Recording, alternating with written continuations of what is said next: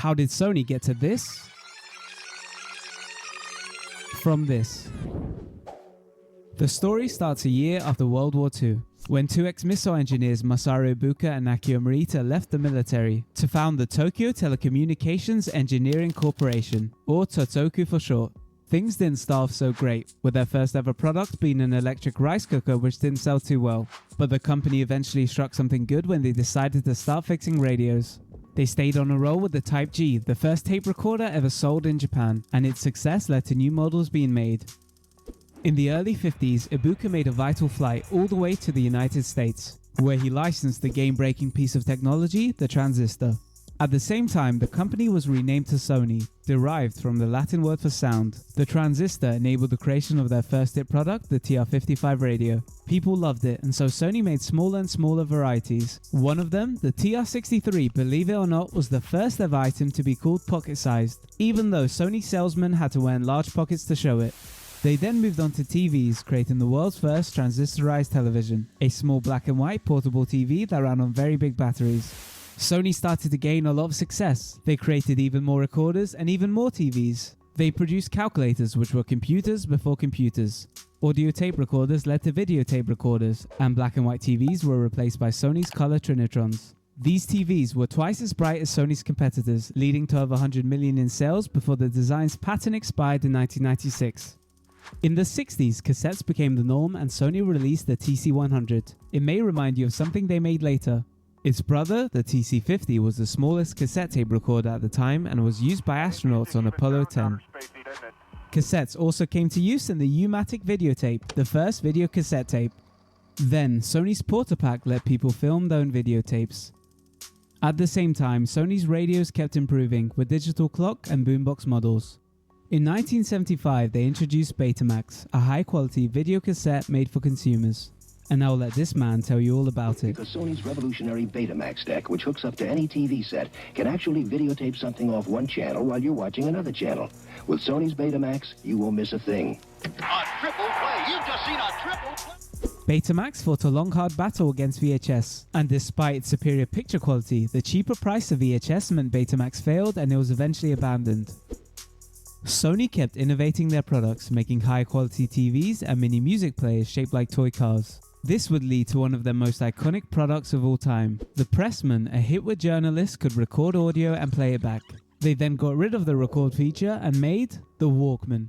This revolutionary device was created because Morita wanted to listen to opera music on long-distance flights, so he asked for a music player small enough to fit in his pocket. The result was one of Sony's most successful products ever. They also innovated in storage, creating the 3.5-inch floppy disk.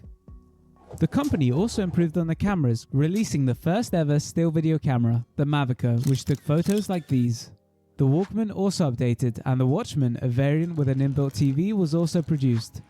Then, Sony invented the CD with help from Dutch company Philips, and while the Betamax wasn't a success, the CD definitely was.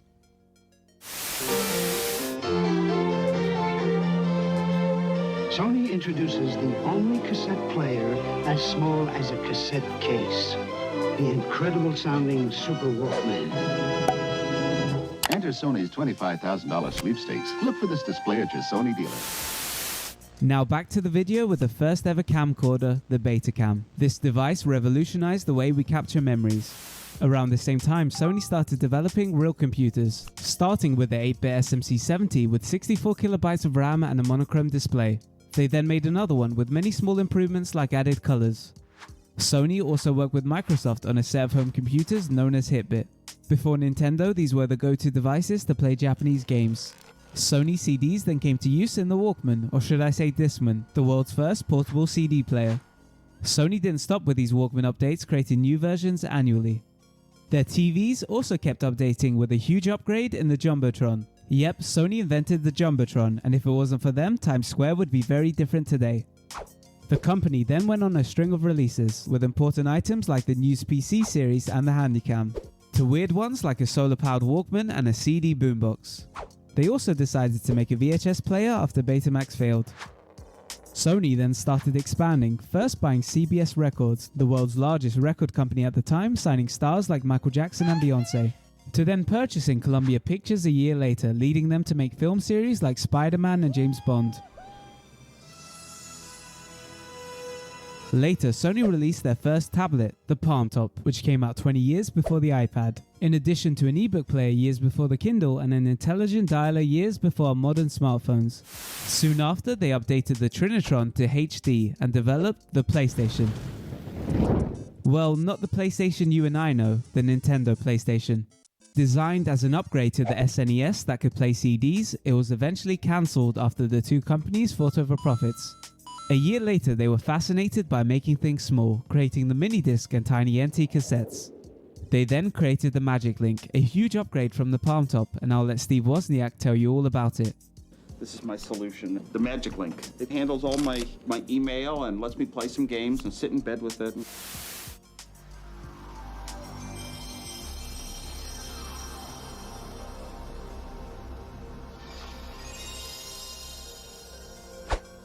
Finally, the real PlayStation arrived, with a massive amount of classics from Crash Bandicoot to Tomb Raider. Its first controller had the iconic 4 shapes but no analog sticks. They appeared 3 years later in the dual analog, which was eventually replaced by the iconic DualShock. The Glasstron was Sony's first attempt at VR, with a 52-inch virtual display that could transport you anywhere. Through games like MechWarrior, players could pilot gigantic machines whilst fighting in virtual battles. Next, Sony released the Cybershot, a major improvement to their cameras, being the first ever digital still camera. Their computers were next advanced with the introduction of the Vaio series, released in the early 2000s. The Vaio logo itself is split into two, with half of it being an analog signal and the other half digital binary. They also released their first laptops through Vaio with stylish, sleek designs. The company then released the first ever flat screen TV, the 36-inch.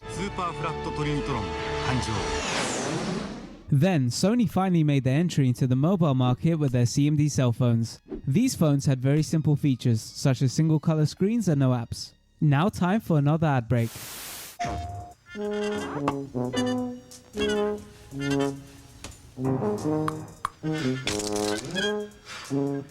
トスポケットでゲームが広がるポケットステーション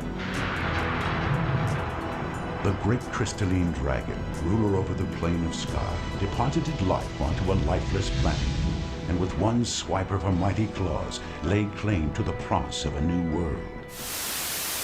Now back to the video with Sony's robotic companion, Aibo. This $2,500 toy could interact with its environment and even play football. After this, Sony decided to improve on the floppy disk by creating the first ever memory stick, which has been used in countless devices ever since. They then made the personal digital assistant Clea, a smartphone before smartphones. Shortly after, the PlayStation got slimmer with the redesigned PS1, a trend that they would continue on all their consoles. We then got the upgrade, the best-selling console of all time, the PS2.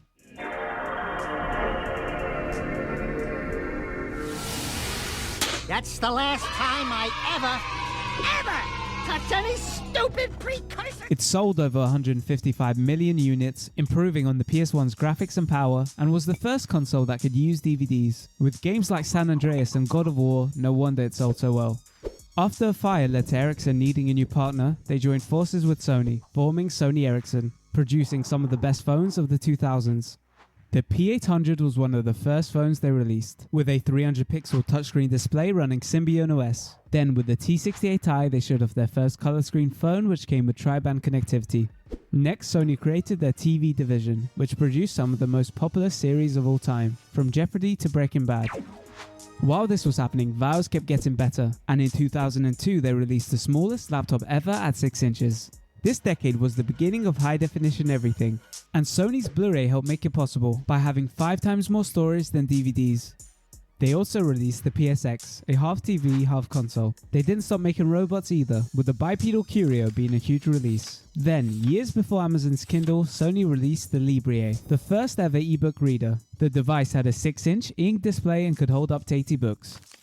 The PS2 got a special add-on, the iToy, which let you control games by moving. That's right. Just move your arms, your head, or any part of your body. The console got a slimmer model too. Then Sony shrunk it down even more, giving us the PSP. It packed a lot of power into a portable console, with tiny UMD discs allowing it to run high-quality games and movies. In 2004, after a long history of making CRTs like the Trinitron, Sony stopped, concentrating on high-quality LCDs like the Bravia instead. Meanwhile, they never stopped making the Walkman, with each music player more interesting than the last.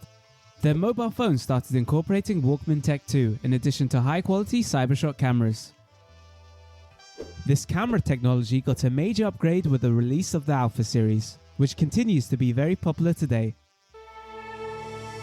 In 2006, the PlayStation 3 finally arrived. This time, in addition to DVDs, it gained the ability to play high-quality Blu-rays. They also introduced the PlayStation Network, allowing you to play games online with friends, bringing gaming to new heights. Sony's Vaios kept coming, and in all new forms, from giant all-in-ones to small handhelds. Some were designed for Sony's new TVs, including the first ever OLED, the ultra-thin Zell 1. Sony's robots also took unique forms, with Roly the Robo Speaker. Then, the iToy got a major upgrade with the PlayStation Move, released alongside the PS3 Slim, giving players improved motion control. As new Sony Ericssons came out with better features such as 5-megapixel cameras and modern UIs, Sony decided to release the Xperia, a high-res smartphone to compete with the likes of HTC and Apple. This X series of products didn't stop there, with a glass phone, the X5, coming out shortly after. Sony's readers also got an upgrade with modern screens. Around the same time, the success of Avatar led to 3D technology becoming huge, causing Sony to make several 3D devices. Mobile gaming was also gaining hype, so Sony developed the Xperia Play, a half phone, half PlayStation. They didn't give up on classic handhelds either, releasing the PS Vita in the same year. It came with an OLED touchscreen, cameras, and PSN capability. Their touchscreen products didn't stop there, with their first modern tablets, the Tablet SNP, appearing shortly after. They also released a touchscreen smartwatch, years before the Apple Watch. The PS3 got another update with the even thinner super slim model. They also introduced the PlayStation TV, a micro console that ran Vita games. Soon after the major upgrade to both, the PS4 was released. This 8th gen console came with more power and features than before, such as 4K media playback, the ability to stream games and share them with friends remotely, and an updated DualShock controller with a touchpad. By this time, Sony had split with Ericsson, and their mobile division started producing premium Android phones and tablets. Models such as the Z series came with full HD and even waterproof touchscreens. Then, later editions came with features like 4K recording and 20-megapixel cameras. Their tablets also tagged along with some of the same features. Sony loved releasing phones, with multiple flagships coming out yearly. The most premium of which, the Z5, introduced the fingerprint sensor and was the first ever phone with a 4K screen. Remember the Glastron? Here's its grandson, Sony's VR, a gigantic improvement that introduced high-quality virtual reality experiences. The PS4 also improved with a thinner slim model and the 4K Game Ready Pro. Sony's Z series were then replaced by the new X series. Each edition got slightly better, with huge upgrades coming in the XZ2 with wireless charging and the XZ3 with an amazing OLED display. Sony also made a huge impact in the audio industry with their user-friendly but very unfriendly to pronounce headphones. The original PlayStation then made a comeback, returning with 20 throwback games from Tekken 3 to Metal Gear Solid. Sony's Aibo also made a return. For $3,000, it can now recognize 100 faces, respond to over 50 voice commands, and learn new tricks. Later, Sony brought the Master Series, introducing 8K quality to Sony's televisions. Then, 40 years after its introduction, the iconic Walkman finally returned, with a modern twist. It's now an Android. Sony made major moves with other Androids, introducing a triple camera system to the Xperia 1, whilst also releasing many compact and mid-range models. However, their flagships got the latest features, with their second model coming with 5G.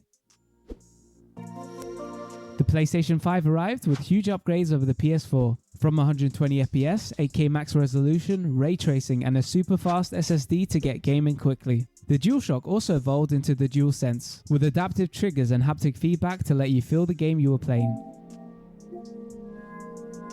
Sony also kept improving their audio products, leading to their popular 4th generation headphones and the production of multiple earphones.